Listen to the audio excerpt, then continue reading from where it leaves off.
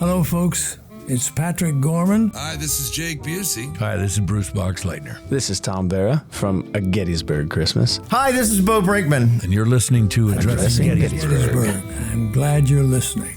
Thank you.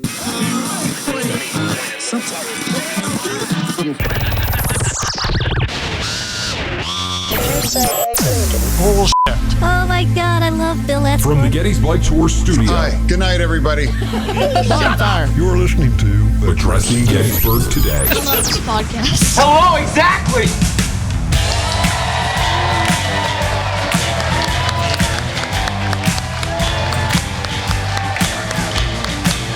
Thank you, ladies and gentlemen. Welcome to the Adams County Historical Society. It's here. We've got it built. It's opening. Yes. This is, first of all, thank you all for coming out. This is a great turnout. This is the biggest turnout we've had since we started doing these live shows. What was it? Last February, I think. So, this is great. I think we got like 120 people here or something like that. So give yourselves a round of applause for being smart enough to come here. And for those of you who do not know who we are, I'm Matt, and this is Eric, and we're from Addressing Gettysburg, which is this critically acclaimed podcast that, thank you, that is sweeping the world by storm. And Eric was used to be the producer of the show, and he came back just for this. So I said, Eric, sit up here with me and talk a little bit and let all the people who missed you see you. So for those of you who missed Eric, welcome Eric back, please. Yes.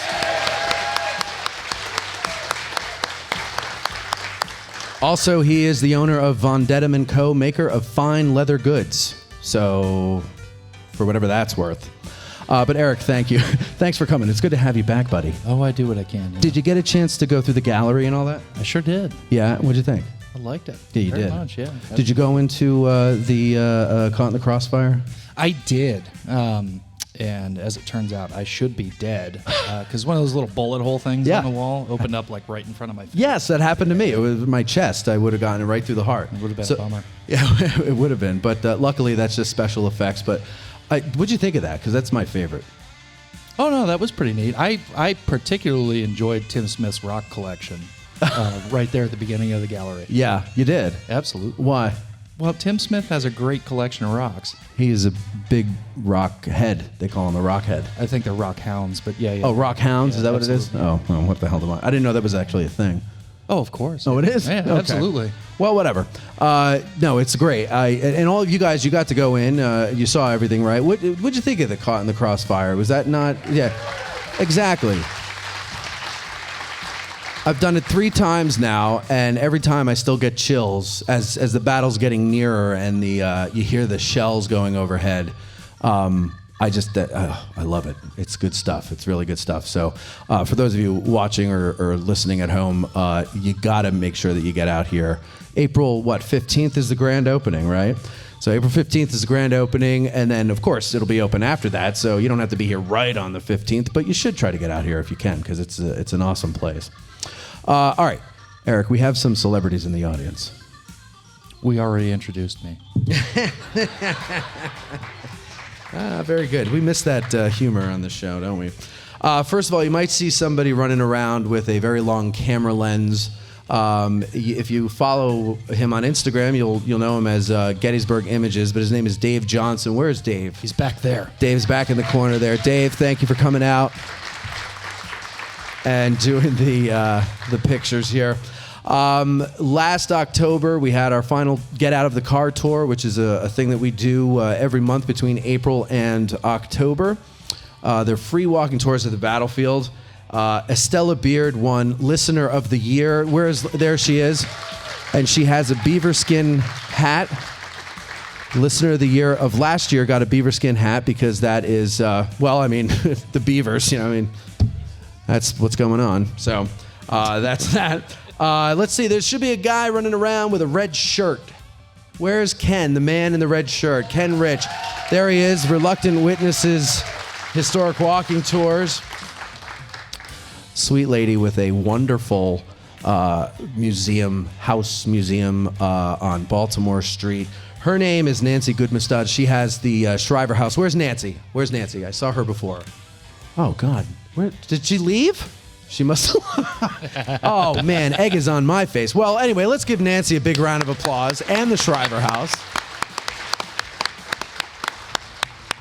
If you are part of the Dressing Gettysburg community, you might be a member of our book club, which is really getting pretty popular, and that's great. And the leader of our book club is right out here at this front table, Stephen Byers. Steve, raise your hand and say hi to Steve, everybody.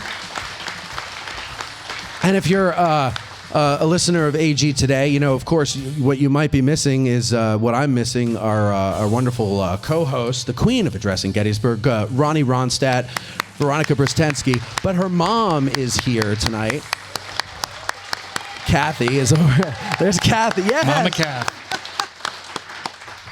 Mama Kath. Absolutely.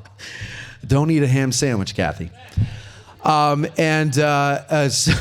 Kathy's here in her stead. So thank you, Kathy. And speaking of those get out of the car tours, our buddy Louis Trott is here. He's a licensed battlefield guide. He puts them all together every year. Louis is over there. Well, thank God he didn't leave. Yeah. I do detect a southern twang, a couple of southern twangs in the room here tonight. I think I see. What is that, Matt Atkinson back there? I see him. Where's Matty? Oh, there's Matt. There's Matt. Matt, Dustin, our producer's going to go over there to you, Matty. Grab the microphone there. Say hi to everybody. No, you got to turn. Oh, sorry. See, that's my fault. Go ahead. Matt? Is it on? Yeah, there you are. Is it on? There you go. Okay. So, Matt, I've been bugging you for 3 years to come on the show. The audience, I'm not even joking, Matt. The audience pesters me like it's my decision to not have you on the show. Well, you should. And I tell them, I'm not done. And I tell them, I've been after him for 3 years, and he won't come on the show. So please, now that you're on the show for a minute, explain to your beloved fans why you won't come on the show. Well, I've never had the opportunity to eat these delicious egg rolls before. All right. Well, now you owe me. I'm sorry, I didn't provide egg rolls. See, maybe that would have gone. Eric's a very good cook. But no, Matt, so thank you very much for coming out here. What'd you think of the museum you went through?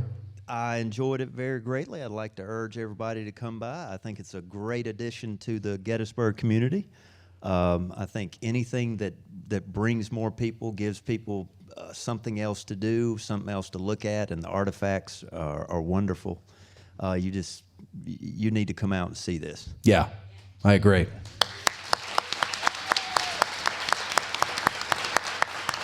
Now, I think that the Caught in the Crossfire, I'm obsessed with it. I don't know if you've noticed this, but I think that's going to be such a draw that people are going to be talking about it. Word of mouth is going to make people want to come here in droves. That's my prediction. What do you think? Well, I think I'm going to get the stereo system for my house. I love the rumbling floor. Yeah, that was good. That was a good touch. Well, don't give it all away. No, we're not going to surprise them or anything. They got to pay the admission to see the rest. I'm thinking, if you put it under your couch, what the kids would be. That would that'd be great. That would be nice. Watching movies. Oh yeah. Yeah. Oh, that would be good. You'd be the hit, man. Think about the Super Bowl and everything. Yeah. God. Well, who cares about that? But like a war movie would be pretty cool with that. Yeah, if you didn't blow up the speakers, it would be nice. Yeah. All right, Matt. Well, thank you very much. No, thank you for having me. I'm surprised you didn't want to be the contestant for Win Tim Smith's Money. You were downstairs getting 16 egg rolls. Tim was Tim, and I was just telling Tim outside what the where the Harvest of Death photo was and the platform for the Gettysburg Address. God. He didn't want to talk about it. There's no rocks involved. There were rocks involved. All right. Well, thank you very much, Maddie, for talking to me there. Yeah, absolutely. Speaking of twangs. And ladies and gentlemen, for those of you in the know, I have to apologize in advance. But ladies and gentlemen, the one and only Cameron Mallow. Hey! Hey! Hey! How you doing, Cammy? Good. Yeah, that's it? Just good? He was like this in August too. I know, you're very quiet. He's bashful now. No, are you going to say something, Kim? What do you want me to say? How are you doing? Good. What do you think of the museum so far?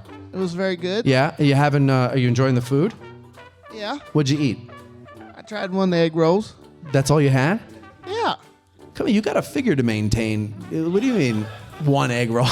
I was busy in the museum. Yeah, you were. You were feeding on history. Yep. Yes. Forget about the food. Yep. But it was good food, right? That one egg roll? Yeah. Yeah, you gonna have some more?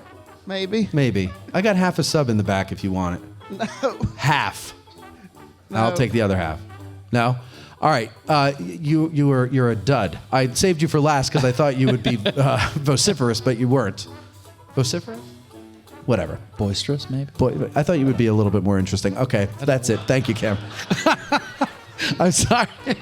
It's just that you can never get the kid to shut up, and now all of a sudden he's like... Well, you put a microphone in front of his face, and he kind of stops. Yeah, that's true. This happened in August when we tried to get him to talk. No, but it was all one-word answers. In the beginning, but then when we did the game show, you couldn't shut him up.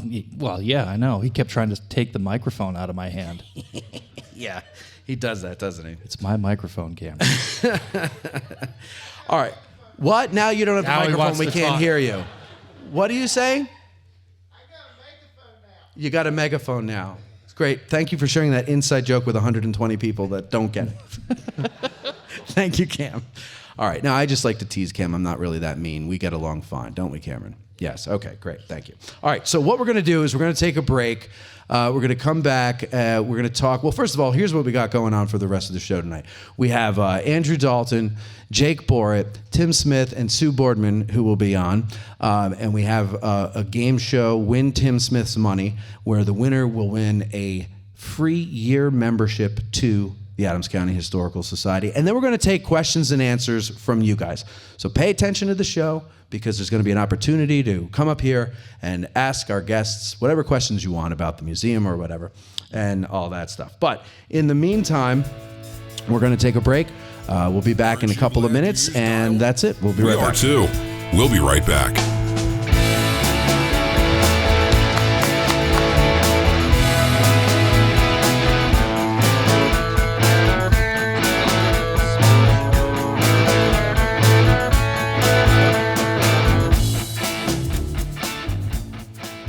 Want the freshest cup of coffee in Gettysburg? Then visit Bantam Roasters, formerly 82 Cafe at 82 Steinway Avenue. They roast all of their coffee in-house, and they have a full coffee bar to keep you caffeinated during your trip. Visit them at www.raggededgerc.com for their menu and shipping options for all of their freshly roasted coffee. Use promo code Hancock for 10% off your order in the cafe.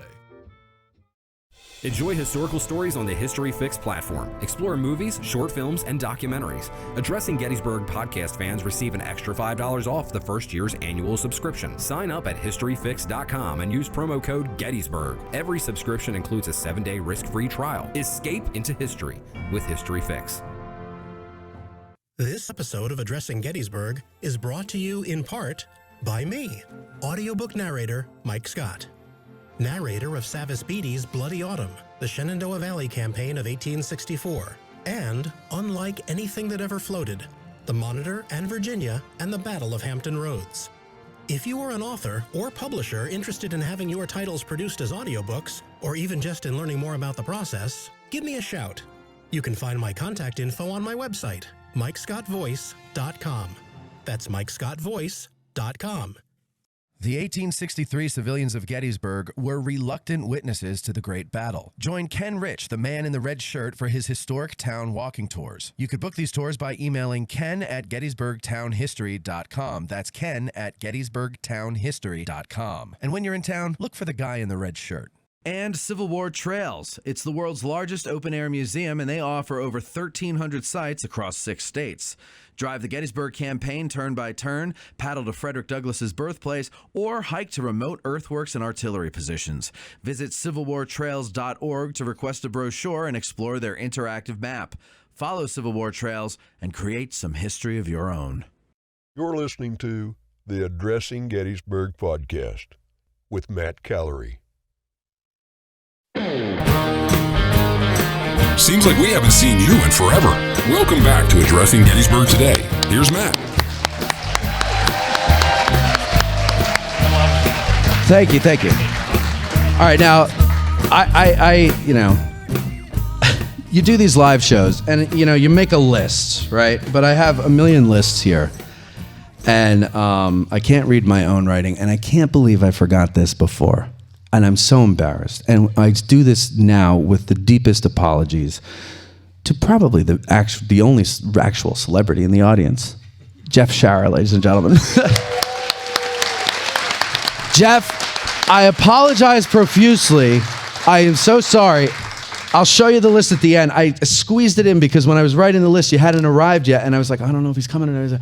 So I'm so sorry. But Jeff Sharer has been on the show twice. I feel like a real jerk, so forgive me. I'm sorry about that, Jeff. Okay, now we've got the show now. We're all back in control. Everything's great. Jake Borrit, Andrew Dalton, they're our guests right now in this segment.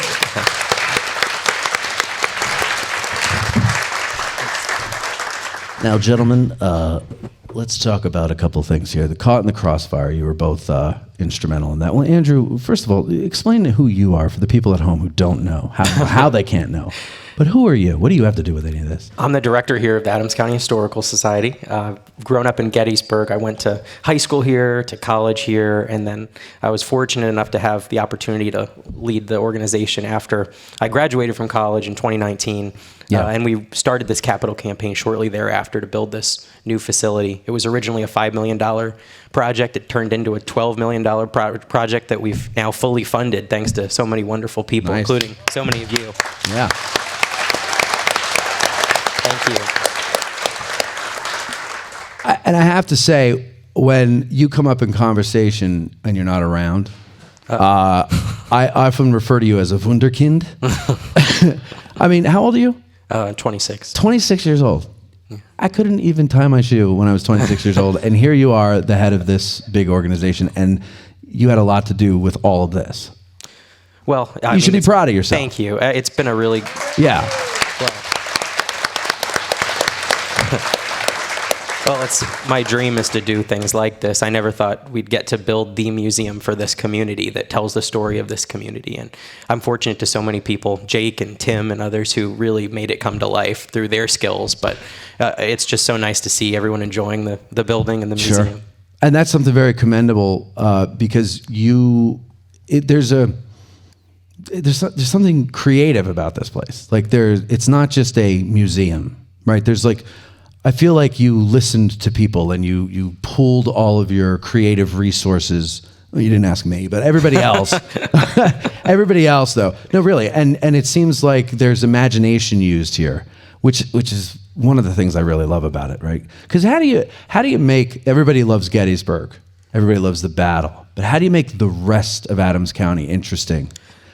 Well, that's been a fine line, I think, because we have two jobs. We have obviously our responsibility to Adams County to preserve the 1 million+ artifacts and records and documents and photographs that are right behind me in our archives. But we also have, I think, a responsibility to tell the story of Gettysburg and of the people of this community and how they lived through the events of 1863, because that's a story that, it's been covered here and there in bits and pieces, but it's never been coherently and done in a way that's really, I think, pays tribute and speaks to the seriousness and the harsh reality of what this was like for the people who lived here. Yeah, and so that brings us to Caught in the Crossfire, which I like that. I don't know if you got that. I'm glad. We spent a lot of money on it. Good. No, but so where did the idea for that come from? I would say Tim had this idea many years ago to do some sort of an experience where people are either in a house or in a cellar or, and you have the sounds and the sights and of the battle. But it's always been kind of an abstract idea. We were very involved with the Heritage Center when they built that cellar experience, and that is kind of it was a first step in terms of what we thought we could do with that. That didn't end up going as far as we wanted it to go, and so that's why we really pushed hard on this to make it as realistic and as compelling as we could. But I would say Tim deserves a lot of credit for it, and and all the So enter Jake Borrit, right? Yeah. Filmmaker extraordinaire. And you help with creating this. Yeah. I mean, Andrew approached me really, I think, when it was just an idea and there wasn't any money attached. And I think wanted me to help get going with the campaign, because to do all of this, it takes money and fundraising. And that's what this guy has spent 3-4 years doing pretty much full time, while also doing the museum that you guys just went through. And so I really thought it was a triage project to save these artifacts that were in an attic. They were in a storage facility in Biglerville. I mean, this is Gettysburg's community history, and it's getting moldy. It's, a fire hazard. It would be a national catastrophe if this stuff disappeared. You're talking about the old location. Well, there was what are you talking about specifically? Well, what the need was when we started, and Andrew wanted to save this, and I really thought that's what the project was. But through him and Tim and all of you guys and everyone that's been part of this, it grew from being saving these artifacts to let's make a world-class museum about the community of Gettysburg. Right. Let's build a facility like this for all of you to join in an event like this. Let's have a cafe. Let's have a seminar room. And so it really became a really wonderful community facility, as well as an archive to store all these priceless artifacts. And so I think the project grew, and I think that's a real testament to the community and the love of Gettysburg and Adams County to do that the support and, of course, the money was there. Sure.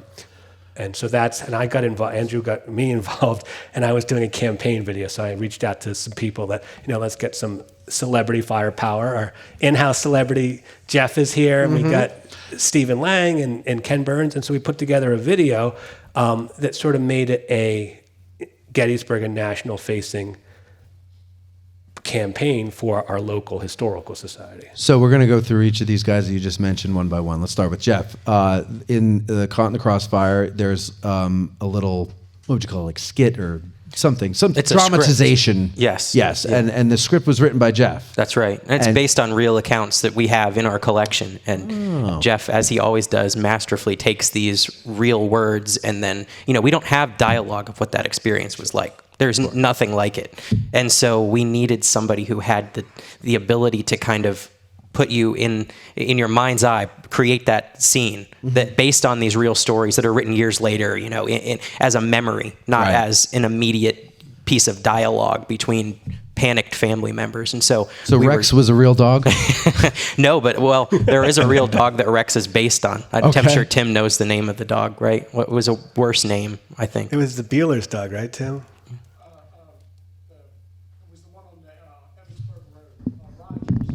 Oh, the Rogers. It was the Rogers dog. Yeah. What was the dog's name? Rex? It might not have a name. Just dog. Yeah. There you go. So that's where Rex came from. Okay. No name. But we went through. We actually were researching what were, in mid 1800s, what were popular dog names. Really? And so yeah. And Rex was one of them. I think so. Or all the ones we found were bad, so we went with Rex. But we also, that was a point of discussion that we didn't want it to sound like we didn't want to name the dog Matt, because that would be like, what, you didn't want it to Matt's be another outside. Because then it's like the crazy uncle. Well, outside. is Matt outside or is a dog outside? Yeah, right. No, that makes sense. And Rex is definitely, unless you're like an actor, I guess Rex is a name, but otherwise, But no. I have to say, too, Jeff brought the script in, and I just had chills when he first read it, because I had never heard, we've all imagined what that scene must have been like, but to actually kind of hear it, and I think it worked so well, combined with all the sound effects that we recorded out at a shooting range, and the mixing of the audio, so that when a shell comes in, it's over your head and moving from left to right and then crashes down toward the floor. There's 13 speakers in that little room, and it's an 11.2 sound system. So it was just amazing to hear those sounds out in a field and then hear them in that enclosed, tight, dark environment with the words that Jeff put together. Mixed in with the visual effects of the room. I mean, it's really well done. So you have the actors who are acting it out. How did you audition them? Well, Jake was part of that. You want to talk about? That was kind of fun. Yeah, sure. So there's multiple films that we worked on and different actors in it, and then there's the Caught in the Crossfire as well as the Tavern Experience. So there's a lot of voiceover and voices and actors recorded. So we worked with several companies, I guess in particular, who did the actual casting. Relative Scale. So it's Relative Scale in North Carolina. Raleigh. Yeah. And then it was built by 1220, which was out of Nashville. So it's sort of a national group of subcontractors, if you will, that put this all together. Healy Kohler was the museum designer. So everyone was working with Andrew and myself and Tim, Jeff. Steph was part of it too. We did some readings early on. And so we had the script, and then we were auditioning, and we got samples that we listened to. And there was a lot. And then it was also like in some cases it was known characters, historical characters. In other cases it was these sort of fictionalized composite characters, if you will. And it was listening, and I think there was both what the voice sounded like and then also obviously the performance they could deliver. And for the most part, I think for Caught in the Crossfire, they nailed it. We got really good stuff. There was other times where, we cut characters out because we didn't get a good reading in other parts of the film, but that's the nature of filmmaking. Right. You in the edit room, that's where the writing is really done. Yeah. I mean, just with a film, with a documentary, certainly. And so I think it was very much, I think what's really unique about a museum, and especially Caught in the Crossfire, this experience, is that, you can do it in a sound studio, you can do it on your computer with headphones, but it's not the same thing. No. You really need to be in the space to do it because there's so much visceral, multi-sensory stuff going on that just to hear the sound, it's good. But then when you add the lights, when you add the vibrations, when you just have we're both convinced we need a smell aspect to it. Like a ham bone or something has to be in there. Right. Yeah, I agree. Smoking or sweat. Just the smell of sweat. I mean, they must have been sweating there. Sure. They're scared and it's July. Yeah. They had to be sweating. Well, no, it certainly smelled like But something. that wouldn't be a nice smell. So a ham bone would be better. That might hurt us on TripAdvisor. So Stephen Lang, he does voiceover for the film in the beginning when you walk in the Devil's Den there. Yeah. Now, was there a little bit of a controversy when the park saw the film with the drone shots? There wasn't controversy other than the fact that we did, this is just back up, I did a film 10 years ago this year, the Gettysburg story. We used aerial drones was one of the main cinematic components. And at the time, it was Bob Kirby was the superintendent. We got permission to use drones with cameras to fly over the battlefield. It was the first, and so far as I know, only time it was done. So we had permits to do it. And it was really at the very beginning of aerial camera drones becoming a possibility. At the time, it was a very specialized professional. We had guys from Washington State that did very high-end commercials and feature films and so forth. All that to say, I think I might have my date wrong, but that was 2012 we shot it in. The film came out 2013, of course, for the 150th.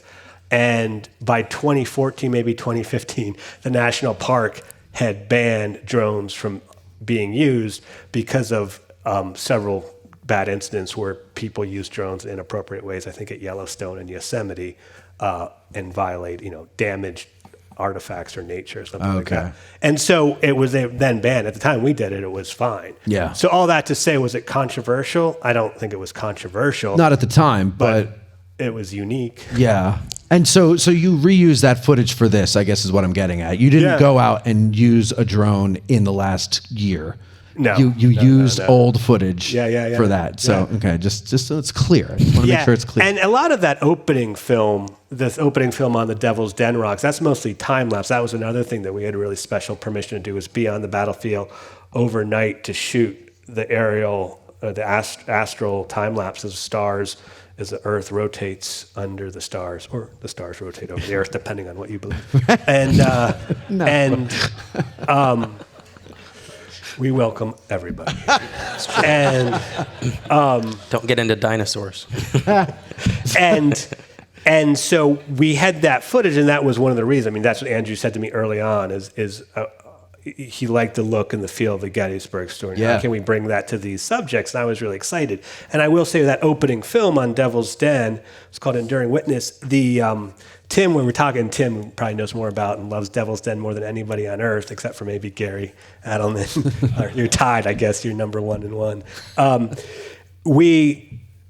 I made this film, and I'm used to making films for movie screens and TVs. It's 16 by 9 here, and then we get there, and I put it up, and it's like, well, there's a whole hole right here, and there's a crack right here, and the museum designer said, well, what I want to do is map it here and here, And so we were really taking all this footage of Devil's Den and mapping it onto Devil's Den. And then we were using archival imagery of Devil's Den. And it was very much to get the timeless aspect of these boulders that have been there for millions of years, obviously significant to the Civil War, and for many of us, kind of the iconic place or a iconic place on the battlefield. But I think Tim and I got a real kick out of that. We're putting Devil's Den on the Devil's Den, and it kind of blends in. And it wasn't an intent. I don't think we realized that when we started with the Devil's Den in the movie. Oh, okay. But it seems obvious now. But no, so did you have to do something with it to make it fit on the rocks? Like, it's not just, like you said, a 16 by 9 rectangle that we're looking at. It looks like it fits on the faux rocks. That was one of those things. Those rocks got in there. So the rocks got in there, I said early January, and I came in once the projector was in. And then the projector's being moved around. So there's all sorts of subcontractors and some of the companies we just mentioned that are working on this project. And again, I'm very familiar with Gettysburg making footage but doing stuff for documentaries for TV, but this was a new experience. And so there's several things that happen. One, the projector is moved to different places to change the aspect ratio. And then basically a programmer comes in, maps the projection to the surface of the rock. So there's essentially programming going on so that for lack of a better term, the image is being bent. And then we create a mask where pieces of the frame are more or less erased or blacked out. And so that changes. And so if you look at it on a traditional screen, there's all these holes and cracks and stuff through it, which makes no sense. And then what we realized is sort of the dominant main boulder, an upper boulder, and a side boulder, and they became storytelling elements. And basically, we recut the whole thing in 2 weeks before to deliver it, which wasn't the plan, but it was fun. I mean, it was a thrill to do it. And the Ryan Brogan at Healy Kohler and I were working really closely. He'd done a lot of museum design, so he knew exactly what he wanted to do. And I was learning. So I understood the storytelling component. He understood the spatial component. And it was basically projection mapping history onto a historical landscape. And is that technology, is that developed just for this, or are there other museums or other places that you know of that do that type of a thing? The Devil's Den is, I think, certainly specific just to this place. Yeah. But the way they're projecting the video on it, is that developed for the purpose of this, or is? And I don't think that's the technology is not unique to here. I think it's been used. Sometimes I've seen it on exterior shots on buildings where they're mapping things onto buildings for special events and things like that. But each place that is different, spatially, you need to develop it specifically for that. So I don't think the technology is unique to here. It's just a high-end projector that can do this type of thing. Okay. It does take someone that has the programming skills to do it. And then for us, it was just adapting our visual storytelling to meet the medium, if you will. And so Stephen Lang, what's he doing? Not today. What's like a movie called Avatar? I think it's doing okay. Yeah. What's he doing? What does he do in the as far as voiceovers go in the gallery? So Slang is our narrator. Slang. Our voice, yeah. Slang always goes Stephen Lang, so S-Lang, Slang. In short, it's slang for slang. I know. I've only met him 3 times, but I don't know him that well where I feel like I can call him that. Yeah, so. It's always awkward at first. We drove up to New York and actually did the voiceovers there with him, but it was phenomenal. He did it in like one reading. Of course, someone of his caliber. It was extremely impressive He's to like watch. Frank Sinatra. Jeff and I have talked about this, and Andrew experienced it too. So you work on these words, you slave over these words to try to get them just right. You hear it, you record it in your head, you do scratch tracks, same stuff you guys do with audio things. Oh yeah, we're real. And then you give it to.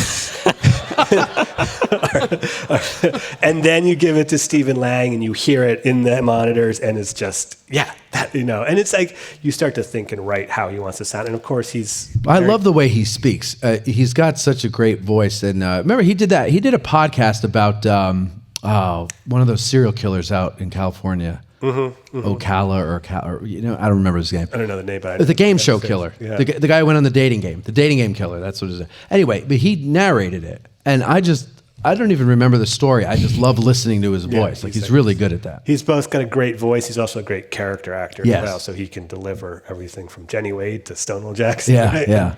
And now, how about Ken Burns? Yeah, so Ken of course produced the Civil War series and has a long affinity for Gettysburg in particular. I've known him a long time, and he's been very supportive and helpful to my career. And so early on, probably as soon as Andrew said, "Can you help with this campaign video? This is summer of like the middle of the pandemic, 2020, and I write an email. I'd lived in New York City for 20 years, and my wife and our children had just sort of, as refugees, almost left the city and come back to the family farm in Gettysburg. Long story short, it's like, well, okay, we're here now. And just like, well, you got to work on this. And so I emailed, I guess, Ken, and I said, hey, we're back in Gettysburg on the farm. I'm working on this new project. We're trying to save all these artifacts. Again, I thought it was this triage to save these priceless artifacts. And I wrote to Ken being like, would you just give us a couple lines in print, like just write a couple lines that, or, you know, or speak them, or however you want to do it. He's like, write what you want and get it back to me. And so then we worked on the lines. You sent it to me, and he actually changed very little from, mostly Andrew, I think, worked on a lot of it. I edited a few things. And he made it much better. and then Ken delivered in like 72 hours. I mean, the turnaround was like unbelievable. I mean, that's how Ken is. Like, if Ken's going to do something, Ken does something. And he gave it to us. And I think that I remember when you got it, like, because this was at $1 million out of $5 million, or whatever. You were very early in the campaign and just trying to get whatever you could. And then you have Ken Burns to be your spokesperson. That was unbelievable. It allowed us to take the project in a national direction, where we started seeing. We put that clip out, and we had donations from people in California and Washington State, and people who would have had no connection to Adams County if it hadn't been for Ken Burns saying, "Hey, this is Gettysburg. These are artifacts that need to be saved, and they're rotting in an old Victorian house." And so that was just probably the most important part of our early days of the campaign, was being able to expand beyond the bubble of just the local community. And you have a Ken Burns display downstairs. We do. Did you all get to see that?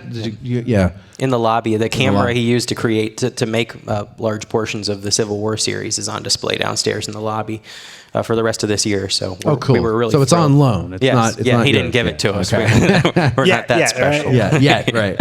No, okay. So then people come in the next year, they'll be able to see it. Yeah, and some other artifacts too, but I guess they are now, from his 1990, this making of the Civil War. Tell me about recording the sound effects for Caught in the Crossfire. So we went down to the North-South Skirmish Association. Has anybody been there? A few people. And just unbelievable. These guys, they're experts in firing period weapons. And I didn't know what to expect. I've fired, 22s before, but I've never fired a cannon. Yeah, that's quite a difference. And, going down there and working with them, we had a sound crew coming up. They came up from Raleigh, and they had their extremely expensive microphones out, downrange, a football field away or more. And these guys firing a cannon at it. So they were a little nervous. Nerve-wracking. It was a little nerve-wracking for them. Yeah. But just the way that the ground shakes under your feet. I mean, that's something that we had talked about, having the floors shake in that room. I was never sure if we'd be able to really accomplish it the way we wanted to. I think we got very close to how it really feels to be out there. But I never imagined just how powerful that is, and how precise and deadly these weapons were. Sure. And how you think about innocent people, just little kids looking out their window and seeing these things exploding in their streets, or wounded soldiers laying outside crying for help. I mean, it was a real trauma for our community. And so we wanted these sounds to be real, so that people didn't, so that it didn't have a theatrical or it sounds cartoonish Disney type. We wanted it to be as close to the actual experience as possible, at the risk of possibly having folks skip out on it if they don't want to do that.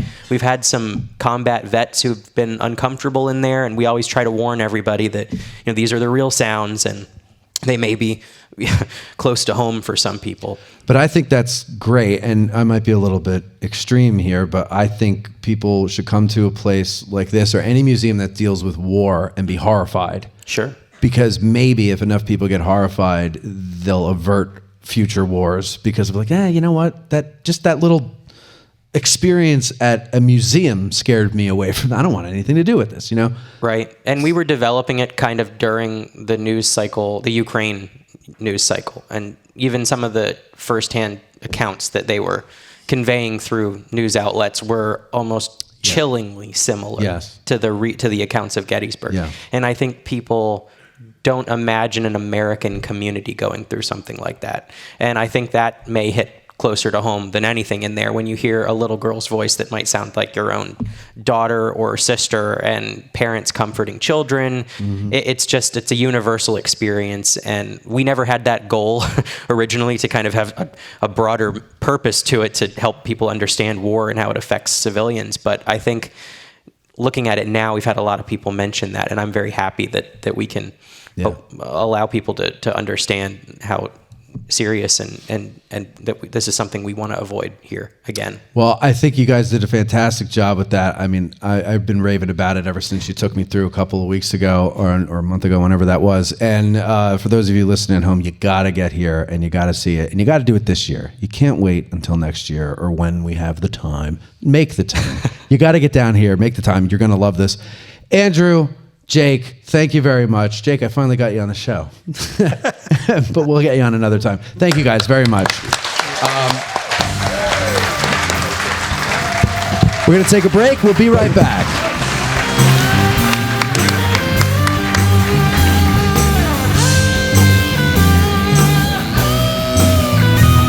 Want to promote your Gettysburg business? Send an email to sales@addressinggettysburg.com.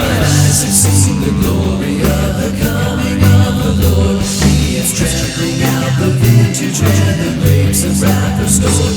He has loosed the fateful lightning of his terrible swift sword. His truth is marching on.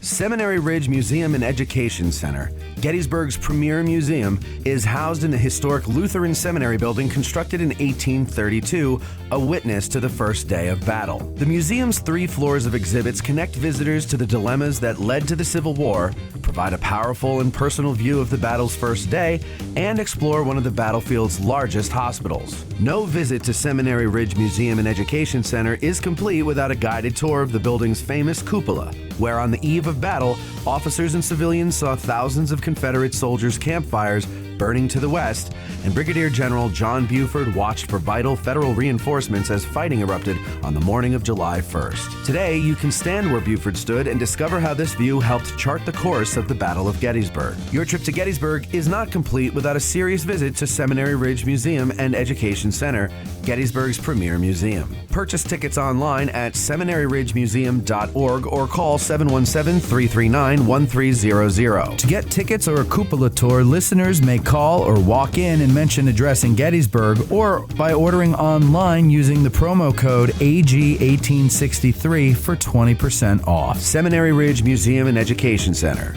It began here. There's a devil to pay. If you're a lover of history, then go to trhistorical.com. There you'll find apparel, drinkware, decor, and more, featuring a wide range of interests from the ancient world to the Cold War. Looking to make an impression with the perfect gift? Well, TR Historical now offers gift cards and a vintage wrapping service for a truly unique presentation. And our listeners will receive 10% off plus free shipping in the U.S. when you use promo code GBERG1863. So go to trhistorical.com, TR Historical, for the love of history. Think outside the bus and let family-owned Gettysburg Tours take you on a cycling journey across the picturesque and historic Gettysburg battlefield. There's no better way than by bicycle to gain a feel for the terrain of the battlefield. Slow enough to see it all, yet fast enough to do it all. Follow the route of Union troops entering the fray as you ride to the site of the first shots of this epic 3-day battle. Feel the drama as you put yourself in the position of a Confederate soldier just before he steps off to make Pickett's charge. Take a stand with the heroic Colonel Chamberlain on the slopes of Little Round Top just before you view the fields of honor beneath you from its summit. All of our guides are officially licensed by the National Park Service. So don't get a sore neck trying to see out of your car, and saddle up with Gettysburg Tours for a 360-degree view of America's most important piece of real estate. Gettysburg Tours. Think outside the bus. Go to gettysburg.com or call 717-752-7752 to book a battlefield experience you will never forget. You've heard us promote various ways that you can help us keep the show going, but one way we haven't pushed too much is our sutlery at addressinggettysburg.com/shop. That's a shame because we have designs over there by talented artists like Ty DeWitt of 1863 Designs and Mike Stretch of the Heritage Depot. So now we're promoting it. Buying shirts, hoodies, mugs, and other items from our sutlery not only helps us keep the lights on, but it also helps guys like Ty and Mike, and it helps spread the word about the show every time you wear an item or you sip from your mug. So head over to addressinggettysburg.com/shop and grab some merch. It's the perfect Christmas gift for the Gettys nerd in your family. That's addressinggettysburg.com/shop. Have you noticed our revamped website at addressinggettysburg.com? Well, that's the fine work of a man named Mike Stretch, and he also redid our logo for us. Both of them I originally designed, and both of them were originally horrible, but now they're nice, and that's all thanks to Mike. Mike has an awesome t-shirt company called Heritage Depot. There you'll find great designs based on Gettysburg and the Civil War with t-shirts and other types of merchandise. So go to heritage-depot.com and spruce up your Gettys nerd wardrobe. That's heritage-depot.com. Our favorite bookstore in Gettysburg is For the Historian, located at 42 York Street. It's because they have the best selection of Civil War books in Gettysburg, both new and used. And online, they have even more to choose from. And if the Civil War isn't your thing, that's not a problem.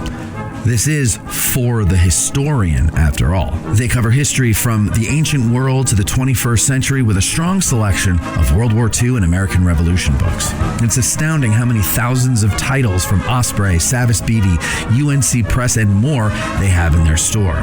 And that's because, well, they have a warehouse too. And that's where they keep all the books that are available online at forthehistorian.com.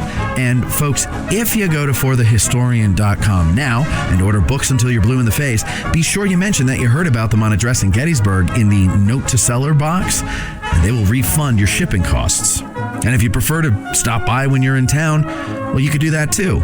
Just mention Addressing Gettysburg at checkout, and they'll take 20% off the retail price of your item. So go to forthehistorian.com or stop by 42 York Street, or you can call them at 717-685-5207. That's forthehistorian.com or 717-685-5207. You're listening to Addressing Gettysburg. Over 1 million total downloads and counting. You're back with AG Today. Thank you. All right, so we are back now, and this segment, we have Tim Smith and Sue Boardman with us. Welcome, Tim and Sue. Now, if you've listened to our show before, you know Tim is a regular guest on the show. And Sue's been on a couple times. She came on, talked about the cyclorama. And what was the other thing we had you on for, Sue? Do you remember? Books. Yeah. Sorry, I didn't turn you on. Books, that's right. It was Ladies' Choice, top 5 Gettysburg references. And right? were they different than men? Yes. Were they? Yes. There was nothing about pretty little frou-frou things, but you had, like, all your books were about dresses and... That's not true. I know. No, that's not true at all. No, they were similar, but no, there were a couple of overlaps, yeah. But no, but basically, yeah, all good references. There's a fair few overlaps between all the guides. Yeah. Good. Yeah. And Tim, well, Tim is Tim. Welcome to the show, Tim. Thank you. Tim does a lot. You know he does a lot. He's, of course, his biggest claim to fame is coming on our show, but he also does lectures during the winter at Sweeney's Tavern or the Farnsworth House, and those are always fun. If you've ever gotten a chance to go, you know what I mean. If you haven't gotten a chance to go, make sure you go next year because there are a lot of good times. All right, so we're talking about items of interest here at the museum. Well, what are some? Well... Well, you know, I think when we started to work on the museum, and we have been working on it for years and years and years. And, you know, even like 10 or 12 years ago, we would see things. And when we have a museum one day, we want to highlight this in the museum. So as time went by, I think we realized what objects we have. And some of those objects were on display in the old museum in Smucker Hall, 15 years ago. And then, we developed an idea of how the museum should be. We wanted to be chronological. I think we got a bunch of people together who we talked to about what they thought the museum should be like. Andrew got together a little committee, and of course, Sue was part of the committee. And we had to go through our collection, see what we had. Sue and Abby Hoffman went through every photograph we had in our collection. I mean, every box of every photograph, and earmarked the ones that they thought might fit the story we want to tell, better. We went through and picked items we thought might be in the museum, and a lot of those items got cut out along the way. And I think that's one thing that, you got to not be, you have to give in a little bit. I wanted 3 or 4 times the amount of stuff we have in the museum to be in the museum. Yeah. And, sometimes, you knew stuff would get cut out, and you knew what did you have in there that you really wanted, but they said no, Tim? Actual boulders from Devil's Den. Yeah, no, that's not inaccurate there. Even a blind squirrel finds a nut. I thought, Civil War Trust owns Powers Hill. Yeah. And there's, Solomon Powers, they, American Battlefield Trust, they have quarries up there, and I'd like to get some of those dia-based boulders and movement in the museum. But, I think you have ideas of things that you'd like to see in the museum, and it's disappointing when your ideas get cut. You just gotta have thick skin. Because it's a process. Didn't you have an idea for what should befall Rex in the... Oh, yeah. So there are a couple stories like that I tell, and I don't know how... Maybe I'm exaggerating my stories slightly. But one of my ideas was, and I might have mentioned to Jeff this idea that when he wrote the script, maybe, Rex should buy it, Buy the farm. Yeah. Maybe he shouldn't make it back to the house, Because that'll go over well with kids. No. Oh, man, I thought he did. Eric thought he did. Oh, No, because I heard the dog yelp, and then I didn't hear the dog anymore. And, See? He knows what I'm talking about. He thought that too. Yeah.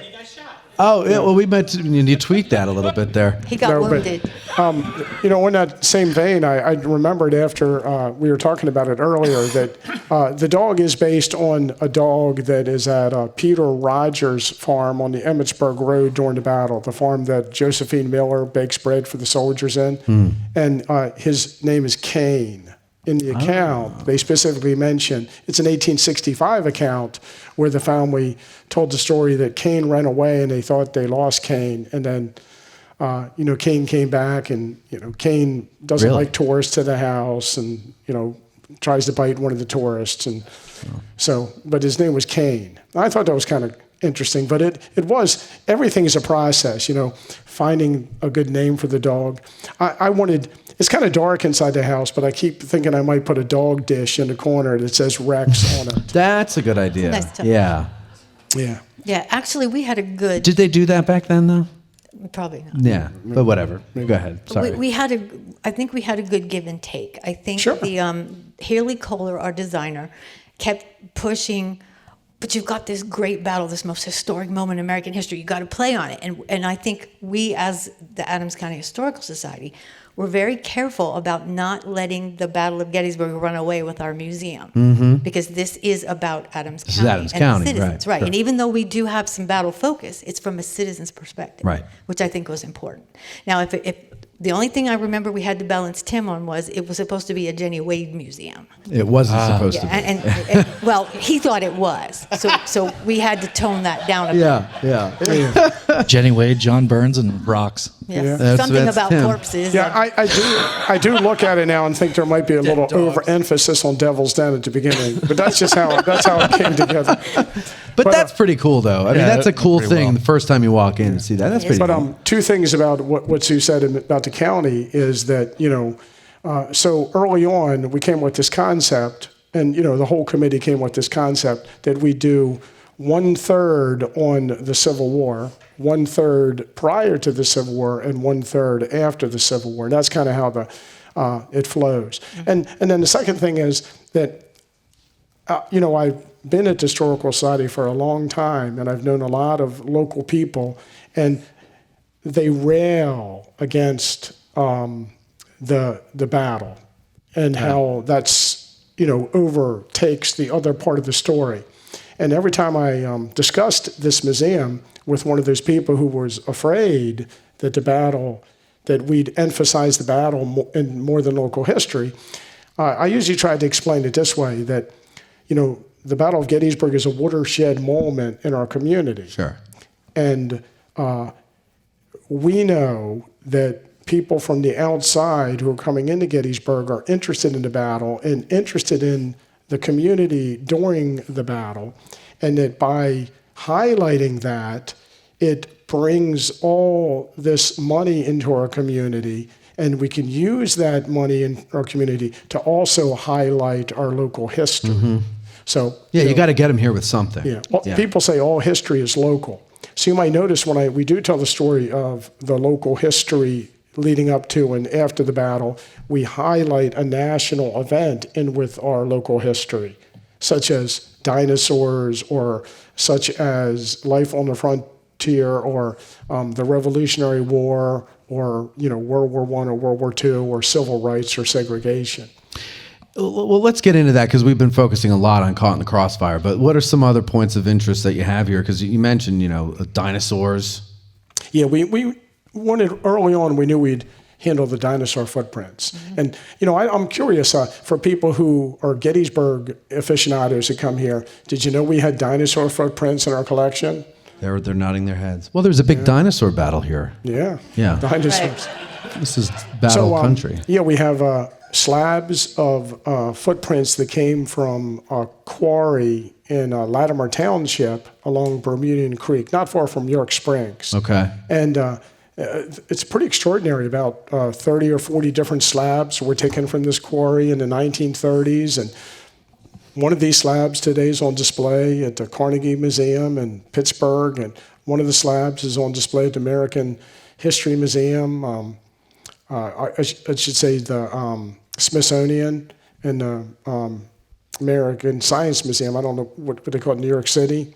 So they're all the slabs in different places from our same collection. So we wanted to highlight that, and we wanted to highlight the Mountjoy meteorite. I mean, how many people live in a place where a giant meteorite was discovered that hit?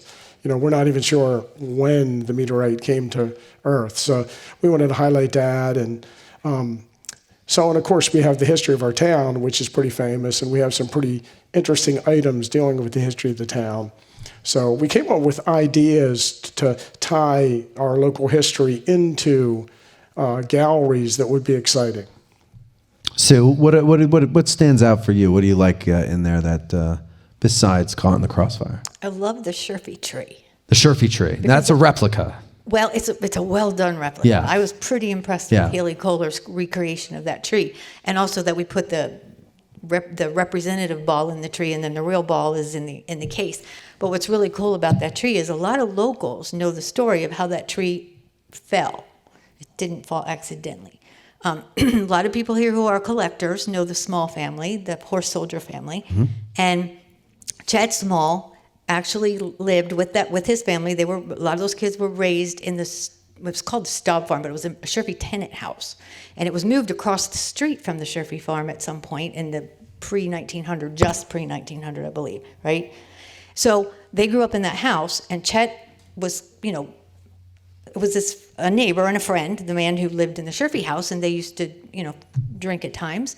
And the man who owned the Sherfy farm kept complaining about people turning around in the driveway to see the tree.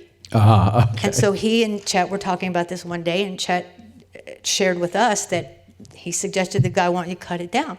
So they went and got a saw and cut it down. That's it's like, this is a Civil War tree. Yeah, right. It's just annoyed because people are looking at it. So now we have it. So but it's a replica. But the real ball was in the real tree right. is right there next door to it. Right. And the cannonball, the 12-pound solid shot, was given to us by the granddaughter of Joseph Sherfy. Okay. In the 1960s, she donated it to the Historical Society. And that ball had been, I don't know exactly when this would have been, but when it was finally removed. But that bulb was in that tree for like 70 years, from the time of the battle on. And one thing I remember about the tree, early on in the process, we realized where we were going with this, and we wanted it to be a world-class museum. So, and early on, we thought we had a museum designer picked, and we were going along, and all of a sudden, we started getting, bids. People were sending us information and packets about their museum design companies. And we thought, man, maybe we should step back and make it a formal process. And we interviewed some of these companies. And Healy Kohler, who eventually we hired, was one of the companies. And they invited us to come to Philadelphia and see a museum they had already designed, the Museum of the American Revolution. And in that museum, in one of the galleries, there's this tree. And I remember saying, man, can we get a tree in our museum? And that was the idea. We mentioned that to them, but they're the ones who ran with the Sherfy tree and made it look so interesting. Yeah. And we worked with a lot of different companies, a lot of different people through the process. And one of my favorite people, groups of people that we worked with were the scenic design artists. The ones who put the roof on the Caught in the Crossfire house, or did the flooring in the house, or the walls, or made the tree and painted the tree, or did the rocks at Devil's Den. When they said they were going to make the rocks at Devil's Den and put a movie on it, I was like, well, that's luck. That's going to look really silly. But then they put the Devil's Den, and I was like, how did you do that? That looks so good. That's why they do that and you don't. Yeah. They're very good at what they do. Yeah. Every time and that tree is so realistic. Before, when everybody was walking around, I saw Cam trying to carve his initials in it. Cam. Yeah. No. Don't do that, Cameron. No, don't do that. Sorry, Sue, you were going to say. I was just going to say, the way it just kept evolving was Tim had a really, really, really up front seat and kind of guided Healy Kohler. But they were very good, and they are one of the nationally best known of the museum designers currently. And actually, was it Healy himself? Yes. Yeah. That worked for Gallagher Associates, and Gallagher is who made the National Park Service Museum. Oh, okay. Yeah. So you may see some similarities, but I think, of course, we're one better naturally. What should people look for when they come walking through, and if maybe they're not familiar with the history of Adams County or anything, and they're just kind of, let's go through this and see. What should people look for as they're going through? Things that are kind of maybe hidden, maybe say in the tavern, or I don't know, anything that you could think of that's just minute. The voices in the tavern really warrant listening to. Pay attention to the because voice. the tavern was the epicenter of the town. It was the pulse of the town. You go there not just to drink, but you go there for news. You go there to get your mail. Everything centered around the tavern life. And so that's, I think, very, very well demonstrated in the voices you hear when you're in the tavern. Did the taverns back then, did they all close at 8 o'clock like they do today? I doubt it. Yeah, I thought so. And Andrew wrote the dialogue for the 3 different conversations in the tavern. And, initially I think we really did that for kids. So we're hoping that we can give a study guide to kids, and maybe they'll go in the museum. There's a scavenger hunt for kids. So there's things hidden specifically for kids that the adults are not even going to know about unless they get the scavenger hunt. Like there's a vulture in the top. Oh, I can't say where it is. No, don't say. But there's a vulture on the scavenger hunt, or, there's something hidden in the bar on the scavenger hunt. Where's the vulture? Oh, I know. You showed me it. Yeah. We can't tell. Yeah, I know. And then, because, kids listen to your show. Oh, yeah. Big time. And, but Andrew wrote the dialogue, and each person that speaks in the dialogue, it's not their actual people that lived, and people that are local residents that have, something to say. It is or it isn't? They are. They are, okay. Now, we don't have the dialogue doesn't come directly from them, but the people are actually real people that lived in the town, and the dialogue is based upon their position in the town and what they probably thought about that event. Gotcha. So you hear the accent on one of them, because culturally this is a German and Scotch-Irish area. Mm-hmm. So a tavern that old, that's what you would pick up if you were in there listening to the conversation. So moving from do you have a question there? Oh no, I was going to say I thought she would have said the bit that you pointed out to me. What's that? The Mason-Dixon line. Oh yeah, there's that. How many people saw the Mason-Dixon crown stone? Okay, how many people saw the brass line in the floor? Okay, like 5, 6, 7 people. Okay. Yeah, right. So a bunch of people raised their hand about the stone. Okay, so that was to kind of give you the visual on the division between Maryland and Pennsylvania, and therefore the carpet's 2 different colors. Did you pick that up? Pay attention. The Maryland side Look at was your dirtier. The Maryland side was gray. Oh, gray. The other side was blue. Oh, yeah, okay. Oh, there you go. That makes more sense. I just wanted to take a shot at Maryland, but no offense to anybody from Maryland. I just like to play. But go ahead. No, I'm just saying, if you didn't see it, go back and see it. Yeah, and the Mason-Dixon marker is something that we early on thought that should be in our museum and a replica of it, and we'd have a discussion of it, and, that got in there. I think back at the beginning of the process, because, really the writing of the museum process and the choosing of the items in the museum and the galleries and stuff, that process took about 3 years, I'd imagine. Okay. And, things... We brought things in, things got left out. You talk about things that got left out. Of course, other people have heard me tell this story, but one of the ideas I had is when you come out of the house, I wanted to have on the back wall a TV monitor, and I'd have a row of artillery shells on like a little table, and the monitor would have a question on it, for kids. Which one of these shells do you think is safe to handle? And then the kids would walk over, and they would pick up the shell, and it would be attached to a plunger, and it would go boom. Why did that get approved? And then it would say, on the monitor, artillery shells are not safe to handle. Meanwhile, for some reason, that got cut. Note to self: do not let him babysit. Clearly, yeah. Oh my God! But there are ideas you have as you go along. Cool. No, I like that. See, I like that idea though because it's interactive, and I think that would teach a lesson, right? Scare the museums, Jesus out of them. It's really difficult to apply interactivity in these exhibits, and I've been through a bunch of museums in my lifetime, and where there's the illusion of interactivity, right? But it's really hard. To get, to make your museum more interactive for kids. Still a great idea, though. Give me another one of your ideas that was thrown out the window. Wow. I don't know if I... Do people think you're joking when you come up with these ideas? Because I know you're serious, but like... Sometimes, we knew he was serious. Sometimes. I think some of the ideas I had, and again, what we're talking about is that I have 3 times as much stuff that I want to put in the museum that can possibly go into the museum. Mm-hmm. So it has to get cut. It's not like we can keep all the things I came up with or that I wanted. Is there a plan to rotate things out or Sure. And the end of the museum, if you guys saw and this was something I came up with, and then we asked community members to help us with. We really struggled with how to end the museum in a modern sense, and I think we went through a bunch of different ideas on how to end it. And one thing I wanted was this modern wall of faces, where we have community members that have passed away more recently that had an impact on our local history. And so my initial idea, I think, was to just have like Eddie Plank or Sally Myers, people we already highlighted in the museum, and then have a bunch of mirrors and just say, hey, what kind of impact will you have on our local county's history?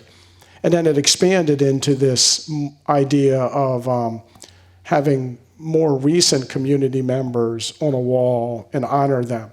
Those pictures are on Velcro, and I have a little plunger, and I can pull them out and put other ones in. Okay. And one of them is beside a vitrine, and we can pull that one out, put somebody in, and then I can put a display beside that photograph and rotate that. So that's a totally rotational thing. 2 things, of course, if, let's say, this next week somebody who's a valued member of a community that everybody loves and respects dies, we can get a photograph of them, put them in the So there's always current, like, oh, I remember them. I remember that. And also, I've been toying with the idea that when a school group comes, if I get the teacher ahead of time and they give me a photograph, I can put their teacher's photograph in the middle of that wall. That's a good idea. That's cute. I like that's that. a totally rotating display. Yeah. And then. So when did me and Eric's faces? Never. Okay, I get it. Speak for yourself. I already sent him my photo. That's a donation. A donation? Six Oh, figures. all right. Wait a minute. Cut the live feed. Apparently, they don't appreciate this. There is a qualification. That's not a bad idea. It's just that I decided it is a to bad make idea. one qualification to be on that wall. Does to be anybody dead. know what that qualification was if you looked at the wall? You have to be dead. You have to be dead. Yeah. I can arrange that. Yeah. So only people who have passed away are on that wall. Well, that stinks because then you never get to see yourself there. That's all right. You can keep my photo on file. Sue. Yes. Tell me about the Bill Frazanito Gallery. Oh, that's pretty exciting. So we have a temporary exhibit gallery known as the Alexander Dobbett Special Exhibit Gallery, and we chose as its very first feature the photographs of William Frazanito and some of the discoveries that have caused him to contribute hugely to the body of knowledge about Bigly. Is that a word? Bigly. Bigly, that works. Yeah. Okay, to the body of knowledge about this battlefield. For instance, we all know that he discovered the location of the dead on the Rose Farm. Right. So it's those. His very original map that he sketched, that he spent years going out and walking all over this battlefield trying to find a certain split rock and that sort of thing. That original hand-drawn map will be in that special exhibit gallery because I don't know how well some of you know Bill Frazanito, but he doesn't throw away anything. So if he made a note on a napkin in 1949, it's probably on exhibit in that gallery. Really? Yeah.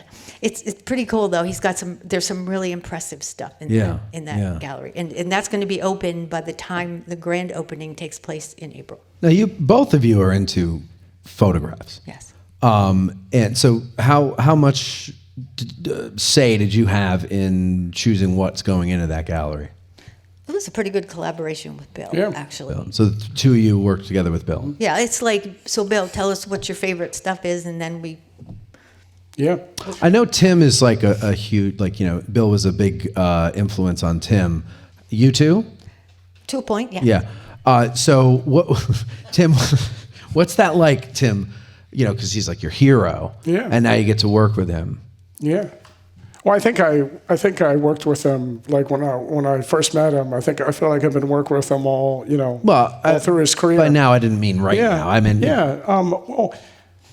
I think I had an idea of what I thought that people would be interested in seeing that he has. I think that he probably doesn't. He probably thinks certain things he owns are really interesting. And I don't think some things he owns, he probably doesn't think that people might be interested in. So it was good that we came up with kind of the concept of the gallery. It was tough. And a bunch of people helped with it. And by the time we got to the end, I'm just looking at it coming together, and I'm really pleased with it. Yeah. But we'll have some things on display in there that no one has ever seen except a small group of people. Like, for instance, the original photograph that he bought, which is Lincoln in the procession on Baltimore Street. Mm-hmm. You can look in his book and see it, but we'll have the original photograph. And he has 6 Weaver photographs recorded at Devil's Den on November 11th, 1863. And there's a couple of them appear in his Gettysburg Then and Now, Then and Now Companion. So you can see these images in a book, but the large mounts of the photographs. He's got 2 original Gutekunst photographs on the original mount. The photographer from Philadelphia that came after the battle. I think we took a chronological perspective of photography in Gettysburg, from the locals to the nationals to Tipton and Tyson post-battle. And he has knowledge of and specimens from virtually every group. So it was a really comprehensive special exhibit gallery, and it makes sense. It's not just a bunch of these are Bill's favorite things. This is really a place where you can learn a lot. Mm-hmm. Yeah, we didn't put his Davy Crockett wallet on display. Why not? No room for it. How about, do you have anything in the museum related to Mary Jemison? We talk about her. Yeah. Talk about and Jake has a video on Mary Jameson in the French and Indian War section. Okay. And that's an important story. It is. So it's one Tell the story for people who don't know. Mary Jameson was a local Scotch-Irish, the daughter of an early Scotch-Irish settler in the area. And in 1758, during a period when the French and Indians were raiding into our area, her family's farm was attacked. They were kidnapped. The settlers chased them. They murdered the family, but kept Mary alive, took her to Pittsburgh and eventually to New York State, where she became integrated into the Seneca tribe. And she eventually became one of the leaders of the Senecas and ended up owning a large portion of land in what is now Livingston County. Is it in Livingston County? Letchworth State Park area. She never returned to her European family. And when she was in her 80s, she was interviewed, and a guy related her tale, a guy named Sievers. And so we have access to this book about her. And her story is nationally known, and a lot of people have read her book, but not as many people know that the area she was kidnapped from was just up the road here. So we wanted to tell her story as part of the early settlement and the life on the frontier and how it was kind of rough early on to live in this area, which was basically in the wilderness. Yeah. Where up the road, when you say up the road? Her family's farm was along what is now Bottom Road, not far from, the Roman Catholic Church up there? Is it, St. Ignatius, yeah, or Roman Catholic Church, which is on Church Road off of Buchanan Valley Road. Oh, okay. So, yeah. I mean, for lack of a better thing, it's beyond. It's out Route 30 in Western Adams County, north of Lake Cashtown. Yeah. Okay. All right. Let's give a round of applause to Tim and Sue, please, ladies and gentlemen. Now, don't go anywhere yet. So that was a great applause. Thank you. We're going to do one last break. It's a short one. It's barely a minute long.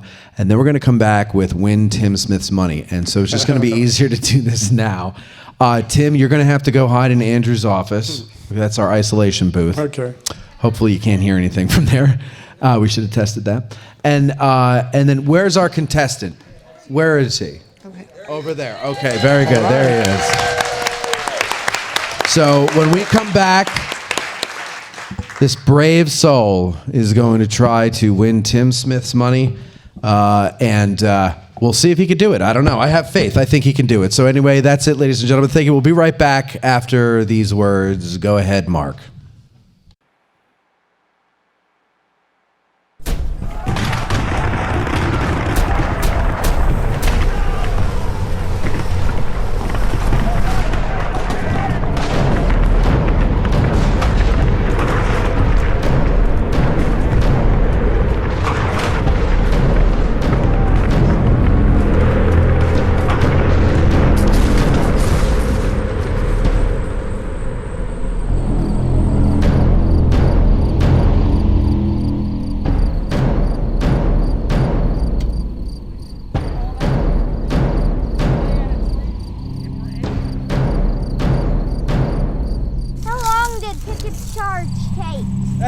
great question.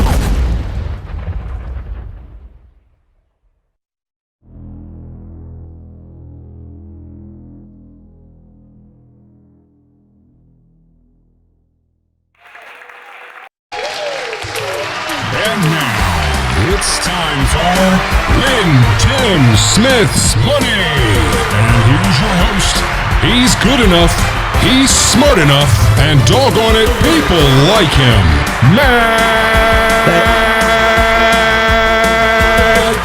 Thank you. That was embarrassing. Thank you, ladies and gentlemen. Okay, we are here to play Win Tim Smith's Money. With us is our very brave contestant, Bob Craig. Let's have a round of applause for Bob. Bob. Thanks, folks. Matt, long-time listener, first-time visitor. First-time contestant? Yes. Good. Was glad to have you. Thank you very much for listening. Sure. If you didn't listen, then we wouldn't be here. You provide a great service to all of us Gettysnerds, and really appreciate it. Thank you. Thank you very much. Enjoy the show very much.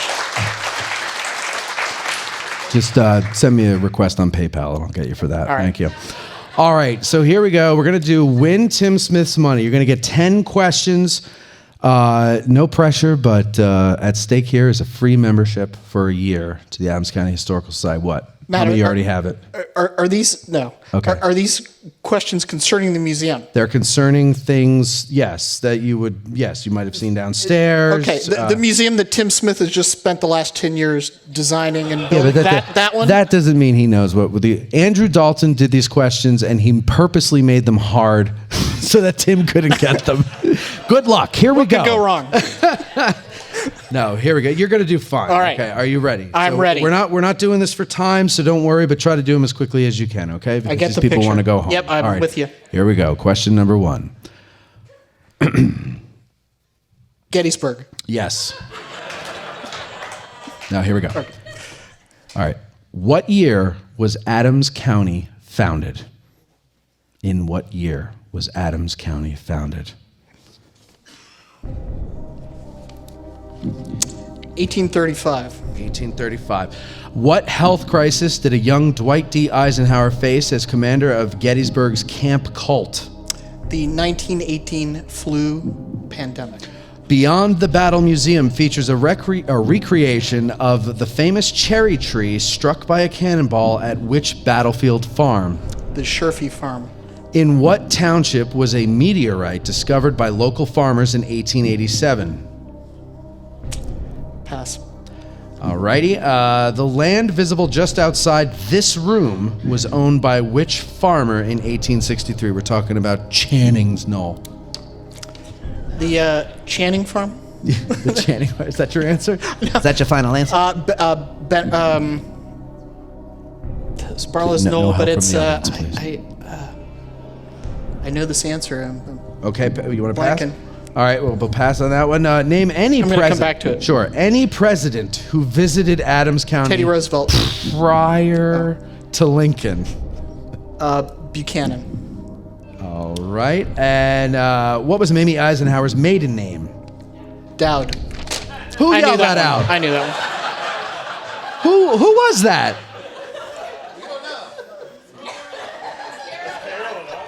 Carolyn Ivanov. Carolyn. I did actually know that one. Okay, you got whatever. Did he? I didn't hear the answer. All right. Who was the Gettysburg Borough Council president in 1863?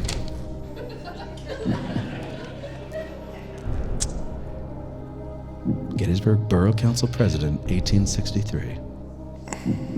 Who was he? It's McConaughey. What did the little girl leave on the table in Caught in the Crossfire? Besides the meal? Yes. She mentions it in the little dramatization there. Oh. She. Doll. Okay, and Amelia Harmon's house was burned on July 1st, 1863. Name the regiment responsible for this egregious act and the man who commanded it. Just give me the regiment. Don't worry about the man who commanded it. What's the house again? Huh? The house? Oh, Amelia Harmon's house, burned on July 1st, 1863. Pass. All right, pass. You want to go back to the first one you passed? Mhm. All right, the land visible just outside this room was owned by which farmer in 1863? I'm embarrassed. I'm totally blanking on it. You did very well. All right, well, whatever. So you did fine. You did fine, but we don't know. Tim might not get these. So now, if we can get Tim, go ahead, Andrew. Grab Tim. Let's get the cotton out of his ears. Make sure he doesn't hear that. Just stay right here. Right. Dan, when he comes up here, don't get violent. Cool. Cool. Cool. All right, so now as Tim's coming. Now, while we're waiting on Tim to come in here, those of you who might have questions for our panel, we're going to get right into that afterwards. So just be ready, and then Cindy's going to be in the back corner of the room there. Go down to her. She's going to take you out in the hallway, and then Dustin's going to bring you in here. All right, here's Tim Smith. Tim Smith, big round of applause for Timmy once again. All right. Here we go, Tim, as quickly as possible. Let's see what we got here. What year was Adams County founded? 1800. Oh, sorry. Hold on. I got to turn you on. Sorry. Okay. Do it again. 1800. What health crisis did a young Dwight D. Eisenhower face as commander of Gettysburg's Camp Cult? The Spanish influenza epidemic. Beyond the Battle Museum features a recreation of the famous cherry tree struck by a cannonball at which battlefield farm? Sheriffy. We just talked about that. Yeah, I know. In what township was a meteorite discovered by local farmers in 1887? Mount Joy. The land visible just outside this room was owned by which farmer in 1863? That's awesome. That's not the answer. Well, I mean, it depends on how I look, I guess. Because Adams County owned this property, I'm going to say that the Blockers. I guess it would be like John Blocker. Okay. Name any president who visited Adams County prior to Lincoln. George Washington. William Henry Harrison. Okay, don't show off. James Buchanan. Don't show off. What was Mamie Eisenhower's maiden name? Dodd. Dodd, you say? Okay. Did I No, get no, that? no. Just note that there, Dave. Who was the Gettysburg Borough Council president in 1863? The Borough Council president, I think, was David Kendallhart. What did the little girl leave on the table and caught in the crossfire? Her doll. Her doll. And Amelia Harmon's house was burned on July 1st, 1863. Name the regiment responsible for this egregious act and the man who commanded it. Oh, man, I don't know the company commander. It's a regimental commander. Okay, he wants a regimental commander. So I'd imagine it's the 52nd North Carolina, and I'm thinking it's James Marshall. Okay. All right. God bless you. God bless you, Bob. All right, listen. What's the score there, Dave? What? No, Dodd is not correct. Dowd? Dowd. Come on, I'm from Balmer. What are you Balmer. What are you talking about? There's a big difference between Dodd and Dowd. How can I be wrong? It's simply, you said it wrong. What's Tim's score? 9. And Bob? 5. That's pretty good. Pretty respectable, Bob. Good job. Hey, listen. Bob, seriously, everybody else cowered when I was looking for volunteers, and you proudly raised your hand. So let's give him a round of applause for being braver than the rest of you, okay? All right. And here's the thing. We knew this was going to be virtually impossible. Well, impossible to do. And I talked to Andrew, and he agreed. You get the year membership anyway. All okay? right. Thank you. I said, Andrew, if you say no, I walk. And he said, all right, no, that's fine. So there you go. All right, so you get it anyway. Was Fantastic. it the 52nd North Carolina? It wasn't, yeah, you got them all right except for Dodd. You're like, oh, I don't go. I like how you pretended to think of some of the answers. That was good. You get into acting, Tim. All right, so thank you very much, Bob. Thank you for coming. Thanks for having me. Absolutely. Again, thanks for the podcast. You're welcome. Thanks for listening. All right, so now we're going to get into Q&A. So Stace or Trace or Case, whatever your name is, Casey, if you can get the microphone up there, please. And if you guys have any questions that you want to ask anybody, if we can get our panel back up, Andrew, Jake, Tim, stay here, and Sue, go to the back corner there, and they're going to take you around. Any question at all regarding the museum, if you just have a history question, whatever the case may be, you can go ahead and ask it once they get here. And I'm going to need the other wireless for what? can't hear you. Oh, yeah. There you go. All right. Very good. Who's our first person there? Bring them on in. You got nobody? Nobody wants to ask a question. Bob will ask a question. Who? Okay. All right, Bob, go ahead. I may have missed this on the way in, but so this is on the site of the almshouse, is that correct? This is the site of the Adams County Prison. So at the time of the battle, this property we're on was county property, and it was part of the almshouse property. And the almshouse is pretty much located coming off of the Harrisburg Road in that direction, and there was a big barn out here, but this would have been just an empty field at the time of the battle. But then in the 1940s, the almshouse was reaching its end. You know, the Gettysburg Hospital had been built, and the Transitions Nursing Home was built, and the Adams County Prison was on this exact site. So right now, we'd be like on the second floor of the Adams County Prison. And early 2000. You remember Tim, right? Yeah. And I actually was in a prison building after we got it. And then the county built a new prison east of the town. And then this property was vacant, and they asked the historical staff if they were interested in it. We bought the land from the county with the stipulation we tear down the prison. And so we tore down the prison, I think in 2005. I think it was early on that we tore it down. And so then this property was kind of vacant until we just, till we got the project going and started construction again. So the external appearance of the building, is it meant to evoke any historic building? Sort of. Our architect, Phil Fry, out of York, Pennsylvania, he's just brilliant. He actually looked at Tim's Farms book and looked at all the different buildings on the battlefield. The idea is kind of a house and a barn. The longer part of the building's the barn, and then the brick section in the house. We've even had people ask if that's a historic building in the front. But the brick was actually the sample was taken to model after the Josiah Benner farm, which is not maybe less than a mile as the crow flies from here, so that we could build something in character with the landscape. We also consulted a lot with the Park Service to make sure all the colors and the materials would fit in as nicely as possible, just so that we're fitting in with our surroundings. That's great. Congratulations to your whole team on a world-class museum. Thank you. Thanks, Bob.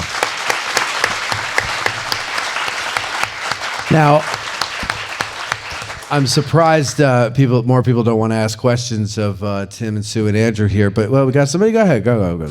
I see 6 questions, Lentz, in the background there, so I'm expecting some questions. Related? Is that right? What's that, sir? Not Gettysburg related? Whatever. It's Adams County. Did they find? What's your name?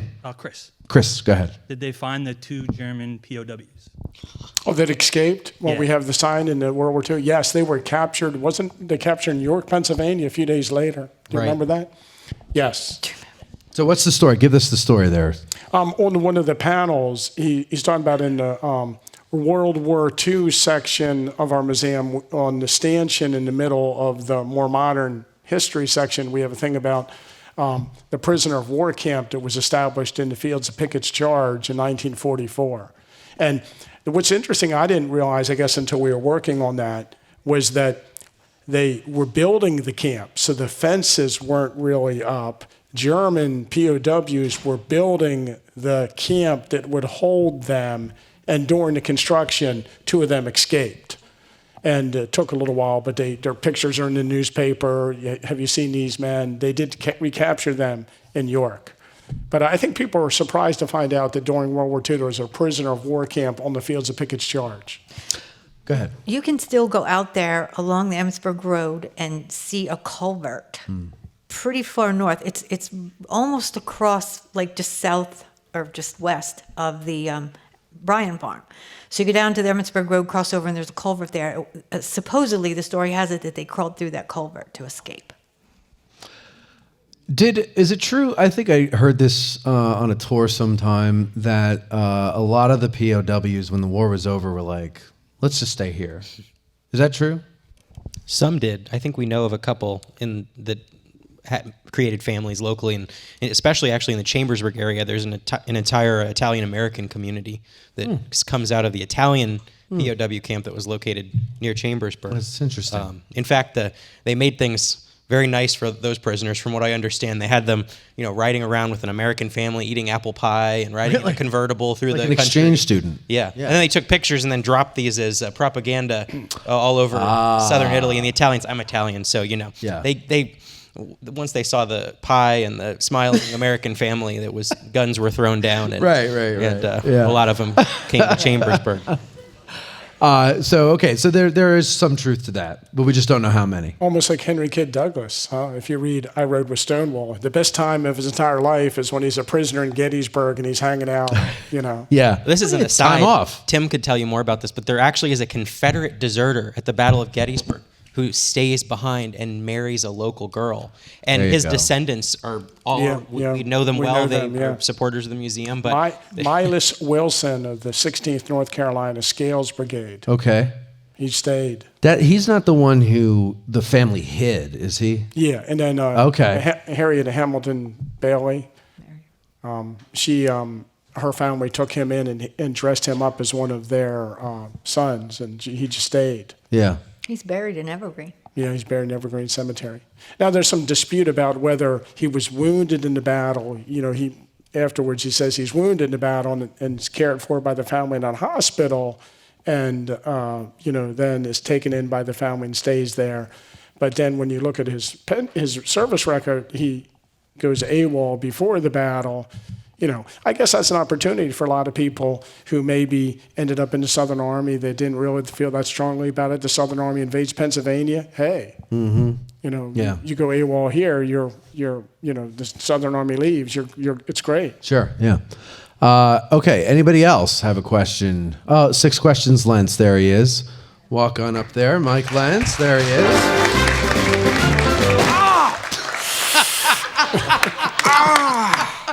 All right, Mike.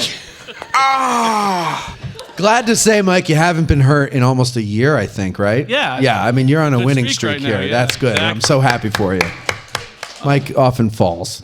Okay, Mike, what's your question? Well, this being a Beyond the Battle Museum, were there any organized baseball teams that were formed in Adams County that played either minor league ball or semi-pro ball? Well, we have Gettysburg, around the turn of the century, the turn of the last century, around 1900, there were lots of town baseball teams. Mm-hmm. And so Gettysburg had a baseball team. I think in that book on the Blue Ridge League, they do mention Gettysburg even has a team in that, like a kind of a professional baseball team for a short time. But not to speak of. But we do have in our collection a nice 1870s Tipton and Meyer image of a local baseball team, and it's undoubtedly some of the players, got experience in the American Civil War. They were, a couple of them were soldiers, some of them from Gettysburg College.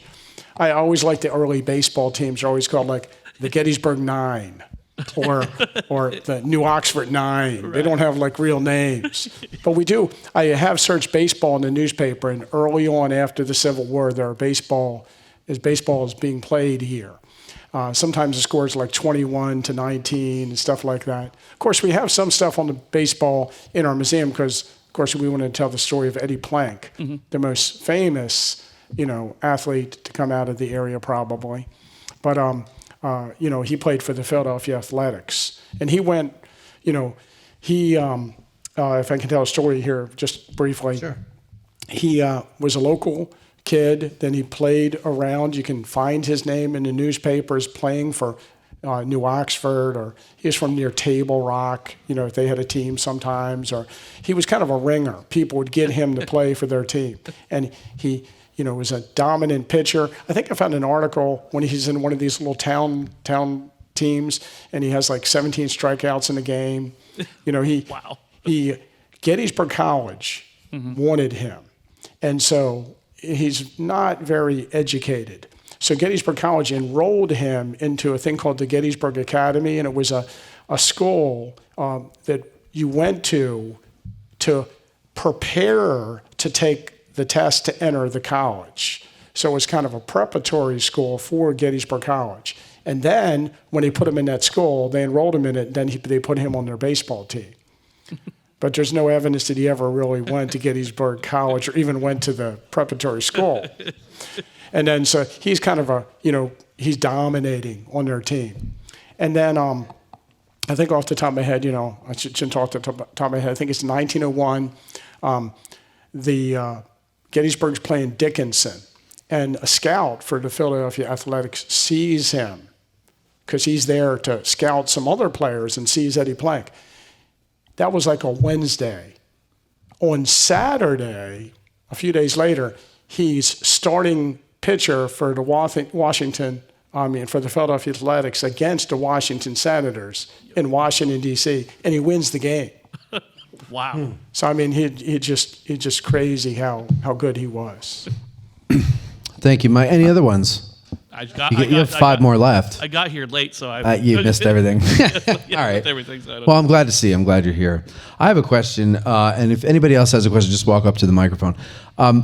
What are the museum? If let's say I have a school group or something like that I want to bring, how would somebody go about doing that? What are the plans that you guys have for them? Well, we're a museum that's not as big. Like the National Park Service, they have a museum where people can bring 6 buses at one time and all the kids can go through at one time. But our plan is to, like, if we can do, a school group, if let's say a bus shows up, or let's say if they have 2 buses, we might have a group go through the museum.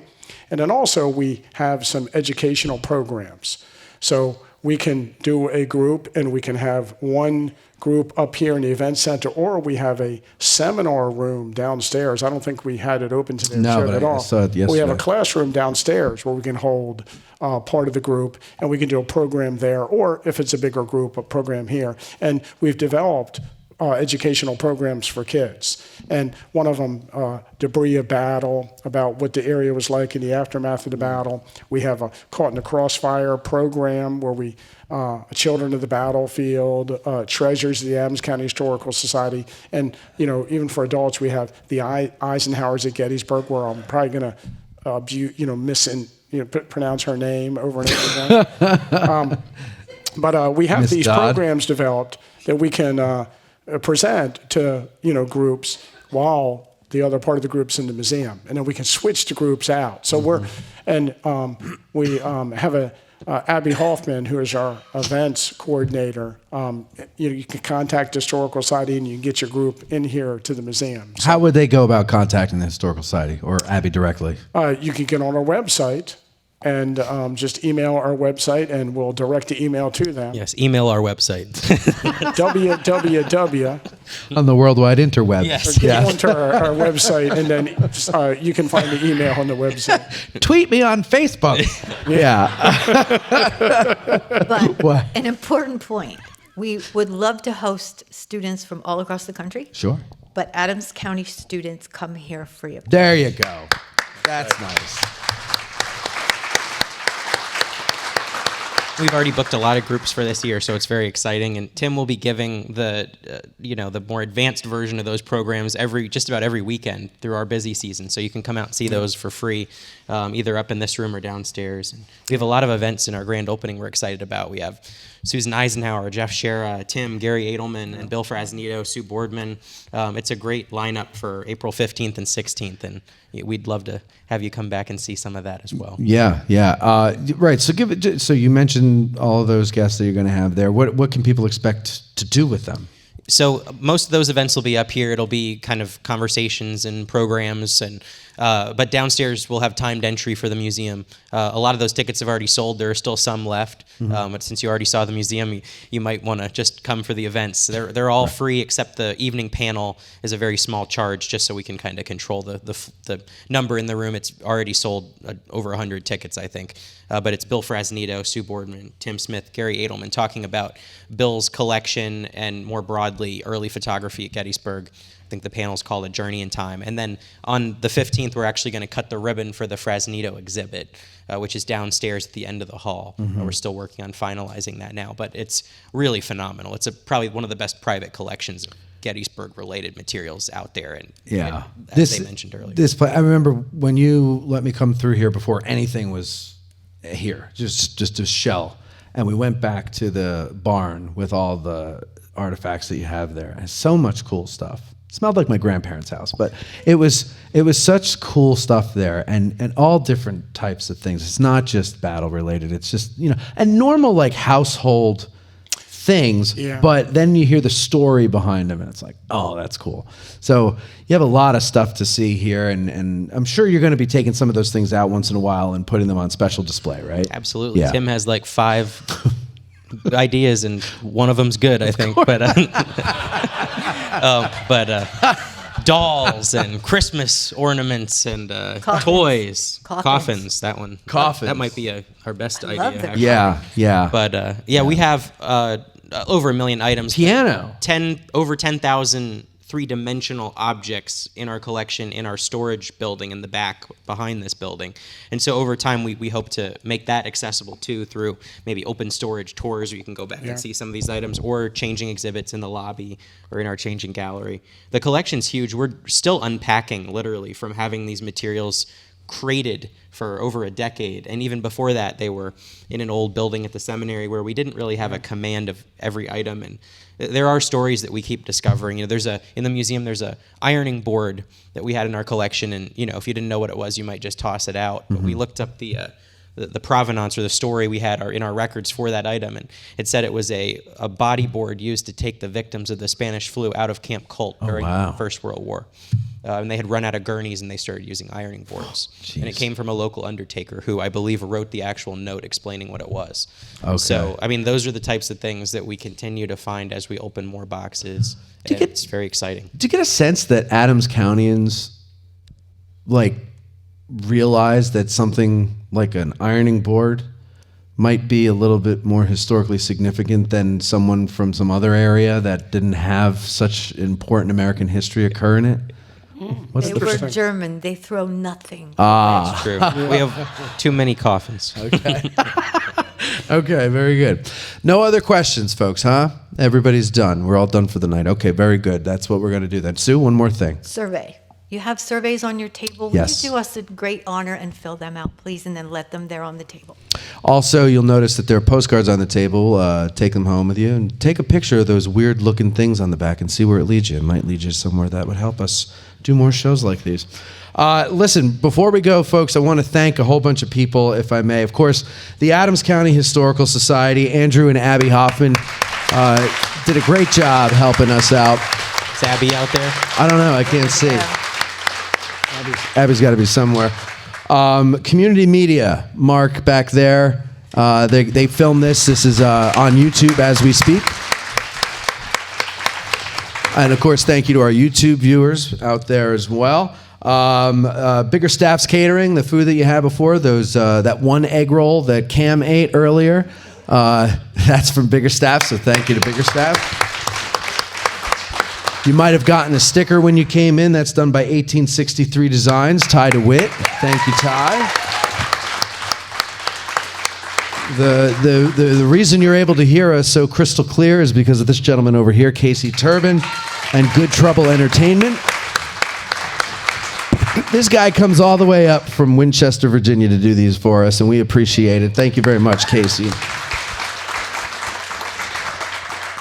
And then there's the people that have been greeting you at the door and just kind of helping around. They've been helping me, and hopefully they've been helping and interacting with you. That's the Addressing Gettysburg Roadshow Committee. We have Cindy, Bill, Maria, Beth, and Ty that were here. Thank you to you guys.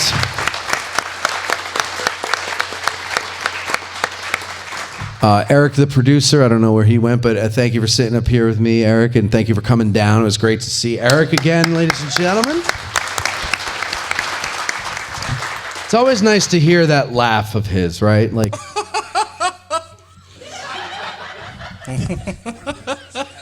there's so many shades of Eric's laugh. You know, just a nice little giggle.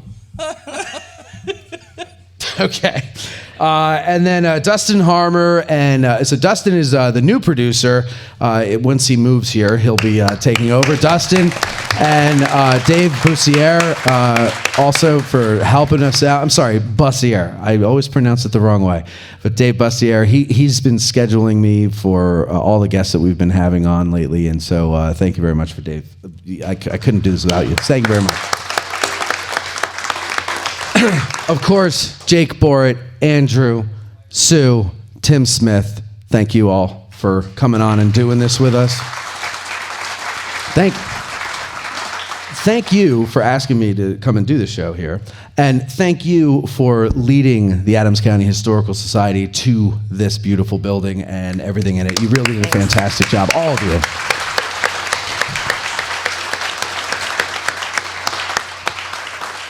And, well, ladies and gentlemen, all of you, thank you very much. This was a lot of fun. We couldn't have done this without you. Go ahead. I just wanted to say this is all possible because of you and the support that you give to not only us, but organizations that are doing preservation and interpretation and museums that need you and need your passion. So it's all possible. You really are kind of like what make the world go round. So thank you very much. Give yourselves a round of applause. And that's about it for us. So thank you all. Thank you. Have a good night. We'll talk to you next time. Bye-bye.